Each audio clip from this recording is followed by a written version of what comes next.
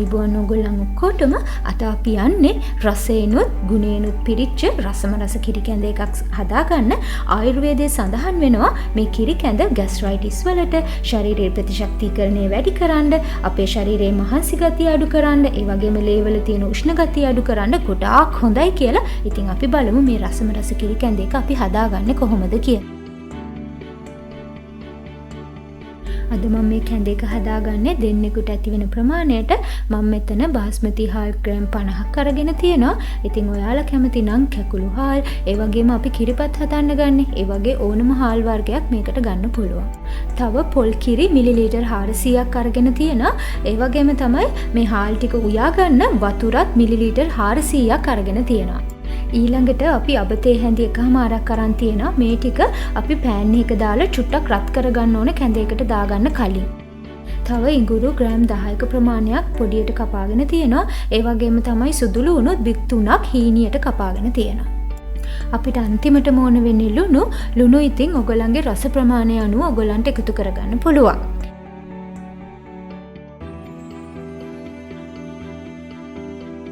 මුලින්ම අපි අපේ කිරි කැඳ එක හදාගන්න කලින් අපේ අබ ටික පෑන් එකක දාලා අඩු රස්නෙන් මේක පොඩ්ඩක් රත් කරගෙන ඉමු. ටික වෙලාවක් යනකොට ඔයගලන්ට මේ වීඩියෝ එකේ පේනවා වගේ අපේ අබ ඇට ටික මේ පෑන් එකේ හෙට මෙහෙට යන්න ගන්නවා. ඒ කියන්නේ අපේ අබ ඇට ටික රත් වෙගෙනයි එන්නේ. අපි මේ විදිහට චුට්ටක් වෙලා පෑන් එකේ තියලා අපි ලිප ඔෆ් කරගමු. දැන් අපි අපේ අබ ටික හදාගෙන ඉවරයි. ඔයගොල්ලන් කැමති නම් මේ විදිහටම මේ ටික කැඳයකට පස්සේ එකතු කරගන්න පුළුවන්. එහෙම නැත්නම් මම මේ කරන විදිහට හැන්දෙන් පොඩක් පොඩි කරලා අබ ඇට ටික එකතු කරගන්නත් පුළුවන්.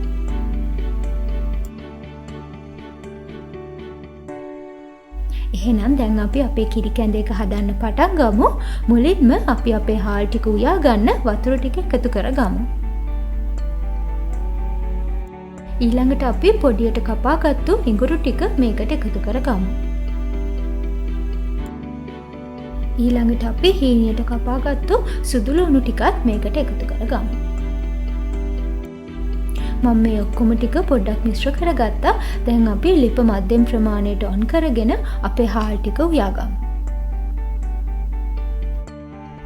අපේ හාල් ටික තැම්බීගෙනයි එන්නේ. අපි පොඩ්ඩක් බලමු තැම්බිලා ඇතිද කියලා. හාල් ටික නම් තාම තැම්බිලා මදි. අපි තව ටිකක් වහලා අපේ හාල් ටික තව චුට්ටක් තඹගමු.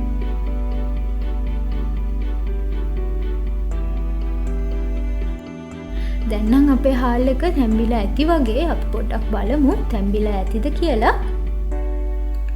අපි හැන්දට අරගෙන පොඩ්ඩක් බලමු. ඔව් තැම්බිලා ඔයගොල්ලන්ටත් පේනවා ඇති. හාල්ලට හොඳට පොඩි වෙනවා. එහෙනම් ඉතින් දැන් අපිට තියෙන්නේ අපේ පොල් කිරි ටික එකතු කරගන්න. ඉස්සෙල්ලාම අපි කිරි පොඩ්ඩක් එකතු කරගෙන මේ ටික හොඳට මිශ්‍ර කරගමු.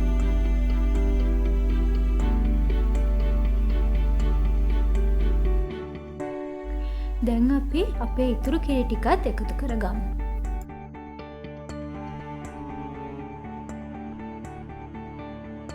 දැන් මම ඉඟුරුයි සුදු ලුණුයි දාලා හොඳින් තඹගෙන පොල් කිරි දාපු අපේ බත් එකට ලුණු ටික දාලා හොඳින් මිශ්‍ර කරගන්නවා. මේ වෙලේ මම ලිපේ ගින්දර මධ්‍යම ප්‍රමාණයට තියාගෙන තමයි අපේ කැඳ එක මම උයාගන්නේ. දැන් අපේ කිරි එක උතුරගෙනයි එන්නේ. මේ වෙලාවේ ඉඳලා අපි දිගටම අපේ කැඳ එක හැදිගා ගමු.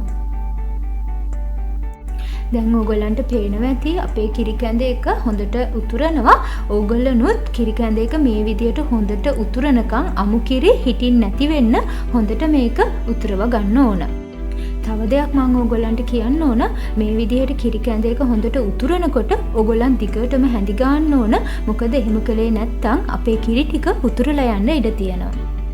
දැන් කිරි ටිකත් හොඳට උතුරලා අපි අපේ කිරි කැඳ එක හදාගෙන ඉවරයි. මේ වෙලේ අපි ලිප ඔෆ් කරගමු.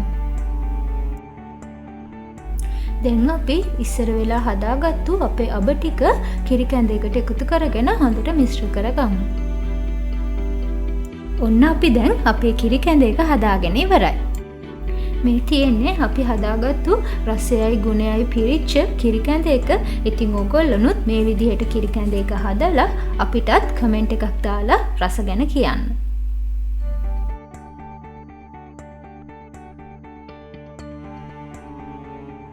ඉතින් ඔගොල්ලෝ අපේ මේ වීඩියෝ එකටත් කැමති නම් අපිට ලයික් කරන්න, කමෙන්ට් කරන්න, අපේ යමී ඩිෂ් යමී channel එක subscribe කරන්න. ඔයගොල්ලන්ට ගොඩාක් ස්තුතියි.